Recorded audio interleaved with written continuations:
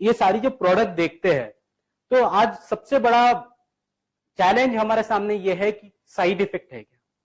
क्योंकि अगर मैं बात करूं, एंडोसल्फान के बारे में हम लोगों ने सुन रखा है, हम लोगों ने सिर्फ 10 साल एंडोसल्फान इस्तेमाल किया, पर आज हमारे मिट्टी में करीबन 70 ppm तक के एंडोसल्फान देखने को मिलता है। अगर मैं केमिकल की बात करूं, तो अगर मैं यूरिया खरीद रहा हूं, कितना प्रतिशत मात्रा होता है, तो मात्र 46% नाइट्रोजन मिलता है, और बाकी का सारा क्षार वाली मिट्टी जो मेरे जमीन में पिछले 20 सालों से जमा हो रही है, जिसके वजह से आज मेरे जो उत्पादन है, मेरा जो खेत है, मेरे जो खलियान है, जो मेरी मिट्टी है, वो पूरी तरह से खराब हो गई है।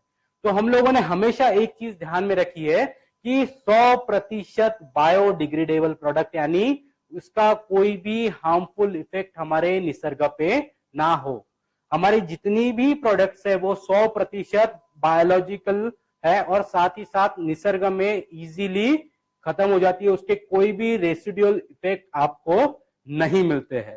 साथ ही साथ ये सारी की सारी प्रोडक्ट जब हम लोगों ने डेवलप की, तो हम लोगों ने ये प्रोडक्ट डेवलप करने से पहले सारी की सारी जो नामांकित यूनिवर्सिटीज है, आईसीआर है, इन सब से मिले, बात की, और इसी तरह से डेवलप की है कि आने वाले समय में हमारे किसान भाइयों का जो सारी की सारी जो समस्या हम लोगों ने पहले देखी थी, खर्च बढ़ रहा है, तो हमें बायोफिट, स्टीमरिच और बायो 95U ये खर्च कम करने में मदद करेगा। प्लस एनपीके, आपका जो रासायनिक होने वाला खर्च है उर्वरक के ऊपर, वो कम करने में मदद करेगा।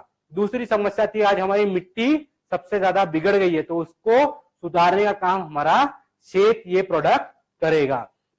सबसे बड़ी समस्या वापस थी कि इंसेक्ट का जो डोज है, इंसेक्टिसाइड हम लोग यूज कर रहे हैं, अगर दुकान वाला हमको 1 ml बोल रहा है, तो हम लोग आज 2-2, 3-3 ml, 5-5 ml तक लेके जा रहे हैं, क्योंकि हमें पता ही नहीं होता कि वो दवाई घुलनशील है या नहीं। तो इफिशियंसी बढ़ाने का काम हमारा प्रोडक्ट बायो 95U करेगा। तो इस तरह से ये सारी की सारी प्रोडक्ट हम लोगों ने भारत में बहुत सारी एग्रीकल्चर यूनिवर्सिटीज के साथ में मिलकर उनके पास में ट्रायल लेके बनाई है। इसलिए हम लोग ये कहते हैं कि ये पूरी तरह से वर्ल्ड क्लास प्रोडक्ट है। साथ ही साथ इन सारी प्रोडक्ट्स को हम लोगों ने बहुत सारी गवर्नमेंट एजेंसीज, बहुत सारी गवर्नमेंट बॉडीज, लैबोरेटरीज, इनसे चेक करवाया और उनको पूछा है कि ये प्रोडक्ट आपको किस तरह के, इसमें कोई भी साइड इफेक्ट है कि नहीं। क्योंकि बहुत बार प्रश्न आता है कि सर आपका स्टीमरिच इस्तेमाल करते हैं, बहुत अच्छा रिजल्ट आता है, इसके अंदर यूरिया है क्या?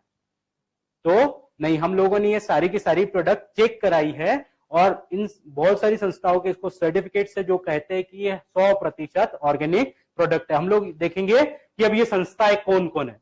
बाबा साहेब सावंत कोंकण कृषि विद्यापीठ, ये महाराष्ट्र की सबसे बड़ी नामांकित यूनिवर्सिटी है, जहां पे हम लोगों ने ये सारी की सारी प्रोडक्ट करीबन 4 से 5 साल तक इस्तेमाल की, और उनसे पूछा कि जब आप ये प्रोडक्ट इस्तेमाल करते हो तो आपको कम से कम कितना फायदा हुआ और ज्यादा से ज्यादा कितना फायदा हुआ। आपने देखा होगा स्टीम रिच के बारे में हम लोगों ने कहा था कि अगर स्टीम रिच का आप इस्तेमाल करते हो तो कम से कम 25 से 35% तक आपका उत्पादन बढ़ता है। तो क्यों बढ़ता है और कैसे बढ़ता है, इसके लिए ही बाबा साहेब सावंत कोंकण कृषि विद्यापीठ ने इस प्रोडक्ट को कंटिन्यू अपने खेतों में 5 साल तक इस्तेमाल किया, और उन्होंने बताया कि एवरेज हमको हमारे खेतों में 25 से 40% का इजाफा हुआ है, हमारा प्रोडक्शन बढ़ा है, साथ ही साथ उसकी क्वालिटी इंप्रूव हुई है और हमको ज्यादा अच्छे दाम मिल रहे हैं। तो जो परसेंटेज हम लोगों ने देखे कि जब आप बायो 95 इस्तेमाल करोगे 25 से 30%, आपका केमिकल का खर्चा कम होगा। एनपीके इस्तेमाल करोगे तो 40 से 50% तक आपका केमिकल खाद का खर्चा कम होगा। तो ये सारी की सारी जो परसेंटेज है वो नेट सर्फ नहीं देता, बल्कि ये संस्थाओं के पास में जब हम लोगों ने प्रोडक्ट चेक की है तो ये सारी की सारी चीजें इस संस्था ने हमको दिया है, और साथ ही साथ बायो इफिकेसी सर्टिफिकेट से इस प्रोडक्ट को प्रमाणित किया है। अभी मेरा प्रश्न होता है कि बहुत बार हम किसान सोचते हैं कि हमें ज्यादा दाम मिलने चाहिए, हर किसी की इच्छा होती है कि मेरा उत्पादन को ज्यादा अच्छे दाम मिले, वो विदेशों में जाए, तो हम लोग एक्सपोर्ट के लिए जाते हैं, और बहुत बार हम लोगों को सिर्फ निराशा ही हाथ लगती है, क्योंकि हमारे प्रोडक्ट में, हमारे जो प्रोड्यूस है उसके अंदर, हमारे जो उत्पादन है उसके अंदर केमिकल की मात्रा पाई जाती है और वो सैंपल रिजेक्ट हो जाता है और हमें अच्छे दाम नहीं मिल पाते, भले आपका अच्छा क्वालिटी का प्रोडक्ट हो तो भी। इसीलिए हम लोगों ने क्या किया, हमारी सारी की सारी प्रोडक्ट्स ही संस्था को दे दी, जिसका नाम है अपेडा, जिसे हम लोग कहते हैं agriculture process and food product export development authority. इस संस्था को हम लोगों ने सारी की सारी प्रोडक्ट दे दी और उनको पूछा कि आप ये सारी की सारी प्रोडक्ट चेक कीजिए, जो भी यूरोप के स्टैंडर्ड्स है 298 केमिकल्स, दुबई के स्टैंडर्ड्स है 240 केमिकल्स, इसको पूरी तरह से चेक कीजिए और बताइए कि इसमें किसी भी तरह का कोई भी केमिकल है या नहीं। इन्होंने ये सारी की सारी प्रोडक्ट चेक की और बताया कि आपकी सारी की सारी प्रोडक्ट 100% ऑर्गेनिक है, इसके अंदर किसी भी तरह का कोई भी केमिकल नहीं है। इसलिए इस प्रोडक्ट को इन्होंने नो रेसिडुअल सर्टिफिकेट से प्रमाणित किया है। उसके बाद में आता है DSIR अप्रूव। अभी ऐसा हो सकता है क्या कि इस साल हम लोगों ने स्टीमरिच इस्तेमाल किया, बहुत अच्छे रिजल्ट आए, और अगले साल हम लोगों ने स्टीमरिच का इस्तेमाल किया तो रिजल्ट नहीं आए? ऐसा कभी नहीं होगा। इसकी वजह है कि हम लोगों ने हमारा सारी की सारी प्रोडक्ट DSIR अप्रूव्ड है। ये संस्था का काम होता है कि जब भी हम लोग कोई भी प्रोडक्ट बनाते हैं तो इसका एक पूरा का पूरा ढांचा जो होता है वो भारत सरकार को देते हैं और उनको बोलते हैं कि आप देखिए कि ये प्रोडक्ट जो मापदंड हम लोगों ने दिए उसी हिसाब से है या नहीं। ये संस्था कभी भी हमारे फैक्ट्रीज पे आ जाती है और पता करती है कि एक्चुअली आपका प्रोडक्ट जो आपने मापदंड दिया है उसके ऊपर पूरी तरह से खरा उतरता है या नहीं। और जब कोई संस्था इन सारे चीजों का ध्यान रखती है, वो फिर रॉ मटेरियल हो, क्वालिटी हो, ये सब चीजों पे ध्यान रखती है, तभी उसको DSIR का सर्टिफिकेशन मिलता है। और वो सर्टिफिकेट भी आपको इस प्रोडक्ट के साथ में दिए गए हैं, जो आपको बताते हैं कि आपको 100% natural product, 100% result oriented product ही देंगे और आपको ज्यादा से ज्यादा इससे फायदा हो पाएगा। साथ ही साथ हमारे जो बाकी की कुछ प्रोडक्ट्स है जैसे CFC, वो भी बहुत सारी एजेंसी जैसे महात्मा फुले कृषि विद्यापीठ से सर्टिफाइड है। तो इस तरह से ये सारी की सारी प्रोडक्ट्स काम करती है, अपना कार्य क्षमता बनाती है और आपको आने वाले समय में ज्यादा से ज्यादा अच्छे रिजल्ट देने के लिए सक्षम है। अभी मैं आपसे सबसे विनती करता हूं कि आपके जो भी डाउट्स होंगे वो कमेंट बॉक्स में आपके क्वेश्चंस के द्वारा आप मुझ तक पहुंचा सकते हो, ताकि हम लोग उसके ऊपर अच्छी तरह से आपको समाधान पूर्वक उत्तर दे सके।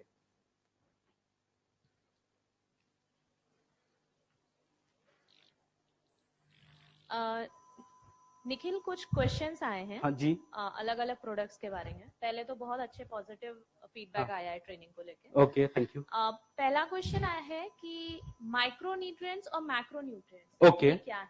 देखिए, माइक्रोन्यूट्रिएंट्स वो होते हैं जो कम मात्रा में लगते हैं, जैसे जिंक हो गया, मैग्नीशियम हो गया, सल्फर हो गया, मोलिब्डेनम हो गया, जो पौधों को कम मात्रा में लगते हैं उसे माइक्रोन्यूट्रिएंट कहा जाता है। और मैक्रोन्यूट्रिएंट्स वो होते हैं जैसे हम लोग कहते हैं NP और K, नत्र, स्फुरत और पलाश, जिसकी मात्रा सबसे ज्यादा मात्रा में हमको लगती है। नाइट्रोजन की अगर बात करें, अगर आप वेजिटेटिव ग्रोथ होनी चाहिए, जो ग्रीनरी होनी चाहिए, ज्यादा शाखाओं का विस्तार होना चाहिए, वो उसका काम होता है नत्र का।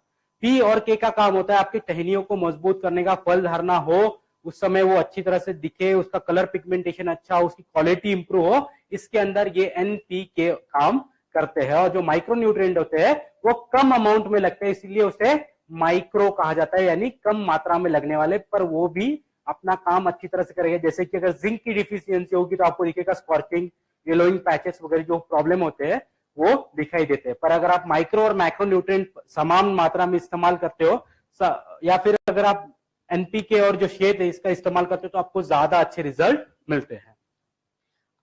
दूसरा क्वेश्चन है, रैपअप और श्वेत, क्या इन दोनों प्रोडक्ट्स को बायो 95 और स्टिमरिच के साथ यूज कर सकते हैं? हम लोग साफ तौर पे कहते हैं, सबसे पहली चीज, रैपअप और श्वेत को मिलाना नहीं है, क्योंकि रैपअप और श्वेत की जो मित्र जीवात है वो एक ही कैटेगरी की आती है, और अगर वो एक साथ में अगर हम लोग को मिला दें तो होता क्या है कि एक तो रैपअप काम करेगी, नहीं तो आपका श्वेत काम करेगा, जिस बीच में आपको चाहिए वैसे रिजल्ट नहीं मिल पाते। इसलिए हम लोग सबसे पहले तो कहेंगे कि रैपअप और श्वेत एक साथ में ना मिलाएं। अगर आप रैपअप, स्टीमरिच और बायो 95 इस्तेमाल करना चाहते हो तो आप कर सकते हो, कोई भी प्रॉब्लम नहीं है। या फिर अगर आप श्वेत बायो 95 इस्तेमाल कर रहे हो तो भी कोई प्रॉब्लम नहीं है। और श्वेत और स्टीम रिच इस्तेमाल कर रहे हो तो भी कोई प्रॉब्लम नहीं है।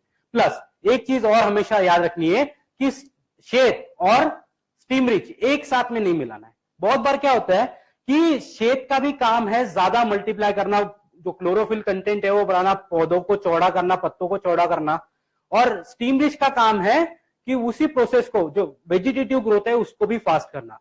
बहुत बार अगर छोटे पौधे अगर बात की जाए, जैसे कि अगर फल और सब्जियों में ज्यादा करके, अगर सब्जियों में अगर आप एक्सेसिव डोज हो गया, ज्यादा ग्रोथ हो गई, तो पत्ते थोड़े से पीले दिखने लगते हैं और किसानों को लगता है कि कुछ तो प्रॉब्लम हो गई है। पर क्या होता है कि जितने स्पीड से वो बढ़ते हैं पत्ते, उतने अमाउंट में उसका क्लोरोफिल कंटेंट यानी जो उसमें तत्व होते हैं वो नहीं बढ़ पाते, इसलिए वो थोड़े से पीले दिखते हैं और हमको थोड़ा सा टेंशन आ जाता है। तो इसलिए हम साफ तौर पे कहते हैं कि स्टीम रिच के और शेत के बीच में अल्टरनेट यूज कीजिए। मतलब अगर आप स्टीम रिच आज यूज किया है तो 15 से 20 दिन बाद में आप शेत इस्तेमाल कर लिए, ताकि आपको कंसिस्टेंटली सेम रिजल्ट मिल सके।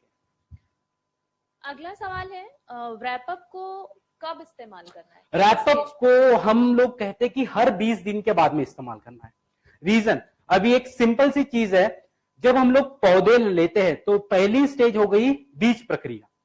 बीज प्रक्रिया के बाद में अगर हम लोग देखते हैं, करीबन अगर कोई सिंपल सी बात है 4 से 5 पत्तियां आती है, उसके बाद में हम लोग अगर रैपअप इस्तेमाल करें तो उस समय पत्ते बहुत नाजुक होते हैं, बहुत डेलिकेट होते हैं, कोई भी इंफेक्शन इजीली उसके अंदर जा सकता है। उसके बाद में जैसे ही वेजिटेटिव 20 से 22 दिन बाद में वेजिटेटिव ग्रोथ का शुरुआत होती है। बहुत बार हवा ज्यादा चलती है, पत्ते टूटने लगते हैं, कोई स्कॉर्चिंग हो जाता है, कोई इंसेक्ट आके पत्तों को पंक्चर कर देता है। इसलिए अगर उस समय भी हम लोग रैपअप कंटिन्यू हर 20 दिन के बाद में इस्तेमाल करते रहे तो क्या होगा कि सबसे पहले 5 से 10 स्प्रे के बाद में जो हमारी सुरक्षात्मक प्रणाली है वो तो शुरू हो जाएगी।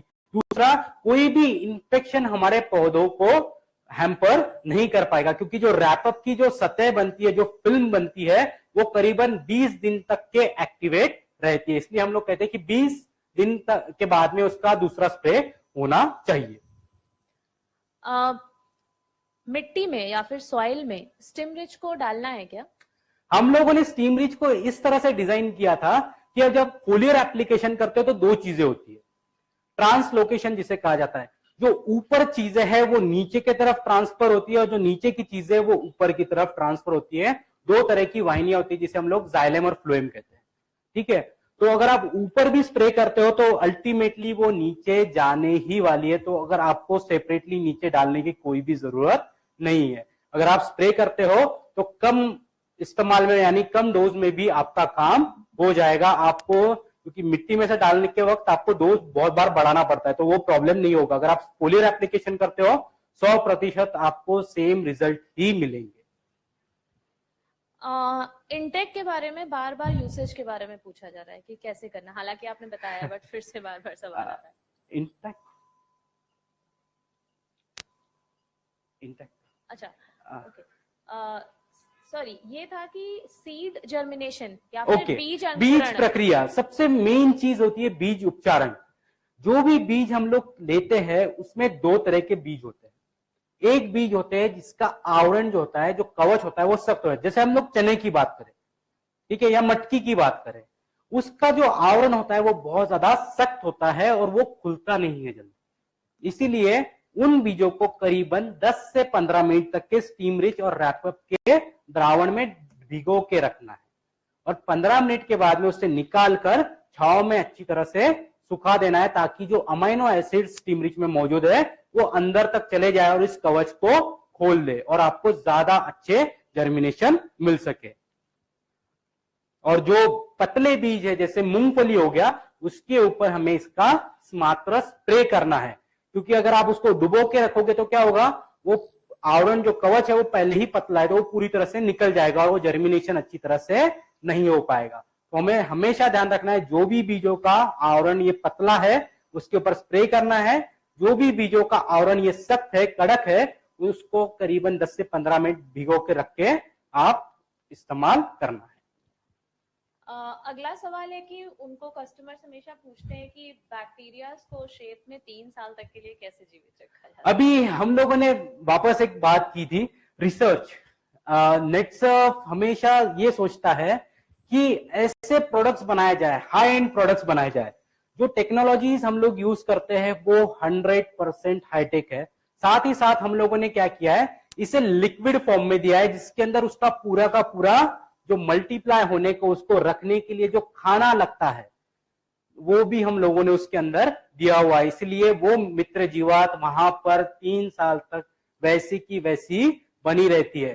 प्लस हम लोगों ने एक चीज और की है शेद के अंदर, हम लोगों ने सिर्फ मित्र जीवात नहीं दी बल्कि उसके स्पोर्स भी दिए हुए हैं, यानी जो उसके अंडे होते हैं वो भी दिए हुए थे, जो कीप ऑन मल्टीप्लाई होते रहते हैं। और शेद की सबसे बढ़िया बात यह है कि उसके 1 ml के अंदर 1 करोड़ मित्र जीवात है।